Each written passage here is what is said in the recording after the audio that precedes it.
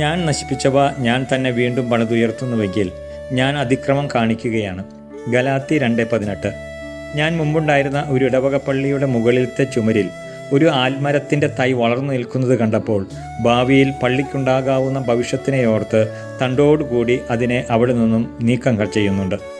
വേര് പിഴുതു കളയാത്തതിനാൽ വീണ്ടും മറ്റൊരു തൈ അവിടെ മുളച്ചു വരുവാൻ ഇടയായി.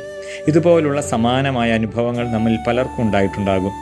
മത്തായി 3:10 സ്നാപകൻ പറയുന്നു, വൃക്ഷത്തിൻ്റെ വേരിന് കോടാലി വയ്ക്കപ്പെട്ടു കഴിഞ്ഞു. ഇന്നത്തെ ചിന്താവിഷയം ജീവിതത്തിൽ അനുഭവപ്പെടുന്ന തഴക്കദോഷത്തെ സംബന്ധിച്ചാണ്. ചെയ്ത പാപം വീണ്ടും വീണ്ടും ചെയ്തു പോകുന്നത് നമ്മിൽ പലരെയും ഏറെ അസ്വസ്ഥമാക്കുന്ന ഒരു കാര്യമാണ്. ഓരോ കുമ്പസാരത്തിന് ശേഷവും ഇനി ഈ പാപം ചെയ്യുകയില്ല എന്ന് ദൃഢനിശ്ചയം ചെയ്തിട്ടും വീണ്ടും അതേ പാപം ഞാൻ ചെയ്തു പോകുന്നതിൻ്റെ കാരണം എന്താണ്? പുതുമഴയിൽ മണ്ണിൽ ആഴ്ന്നു കിടക്കുന്ന വേരിൽ നിന്നും പുതുനാമ്പുകൾ മുളച്ചു വരുന്നത് പോലെ പാപത്തെ വേരോടുകൂടി ഹൃദയത്തിൽ നിന്നും പിഴുതു കളയാത്ത പക്ഷം പാപം ചെയ്യുന്നതിനുള്ള സാഹചര്യവും സമയവും ഒത്തിണങ്ങി വന്നാൽ വീണ്ടും അതേ പാപം ചെയ്യുവാനുള്ള സാധ്യത എൻ്റെ ശരീരത്തിലും മനസ്സിലും ഒളിഞ്ഞു കിടക്കുന്നുണ്ട് എന്നത് യാഥാർത്ഥ്യമാണ്.